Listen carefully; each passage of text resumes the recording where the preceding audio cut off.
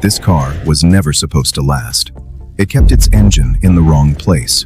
It survived oil crises, bankruptcies, emissions laws, and angry fans. And somehow, it became the most successful sports car in history. This is the evolution of the Porsche 911. Porsche didn't plan to build an icon. They just needed to replace the 356. The result was called the 901. Rear engine, air-cooled flat six, clean, simple lines. Then Peugeot complained about the name. So Porsche changed one number, and the 911 was born. Only 82 units of the 901 were built. Those 82 cars unknowingly launched a dynasty. The shape you see here? It never really changed. That was the first bold decision. The early 911 refined the formula. More power, better handling, stronger identity.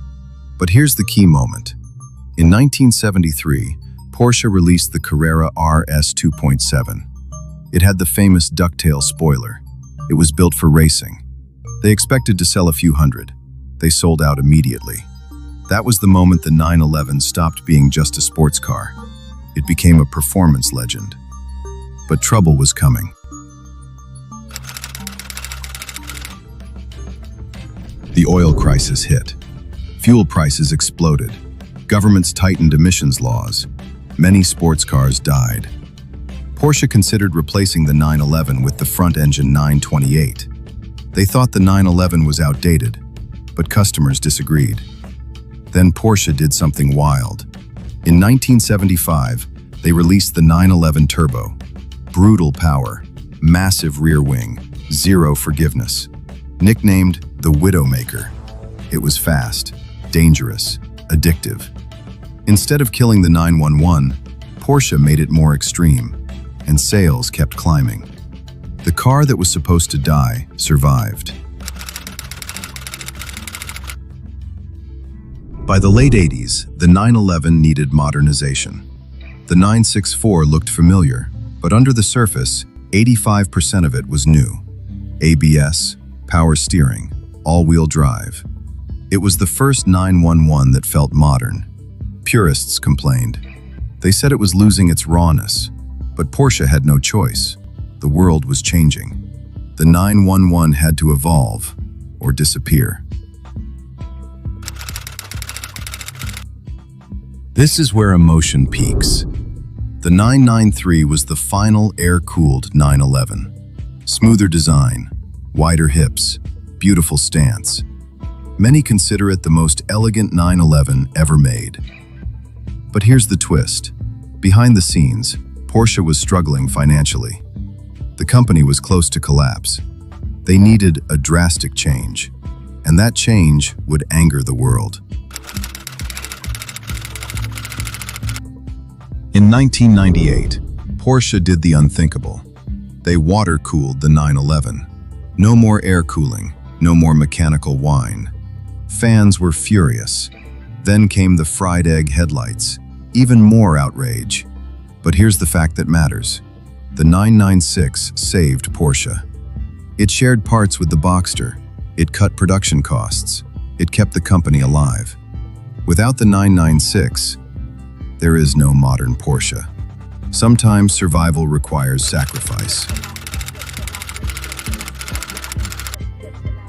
Porsche listened. The 997 brought back classic round headlights.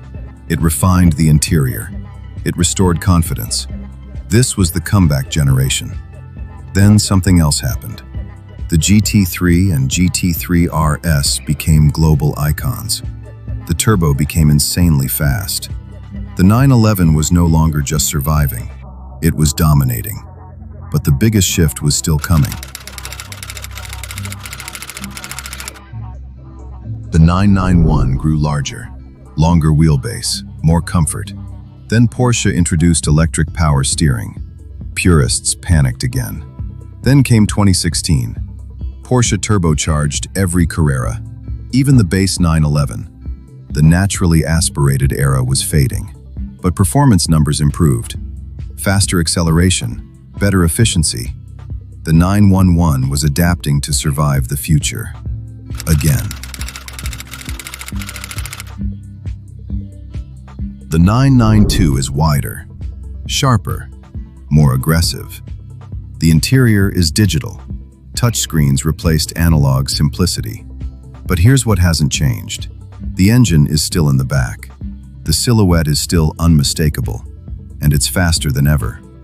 Today, the Turbo S rivals hypercars. The GT3 screams at racetracks.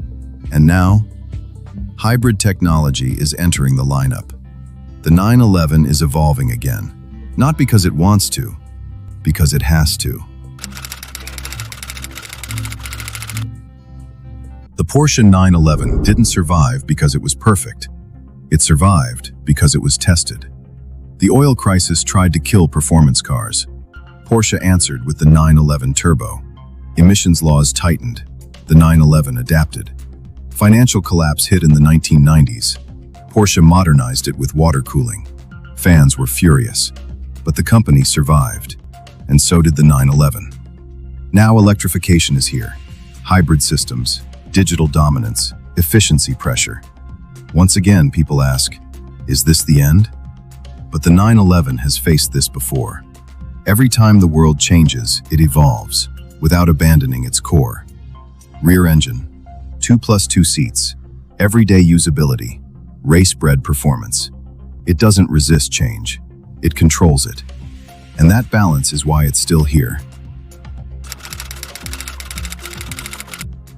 From the simple 901, with chrome bumpers and narrow tires, to the digital 992, with active aerodynamics and massive screens, the shape remains familiar.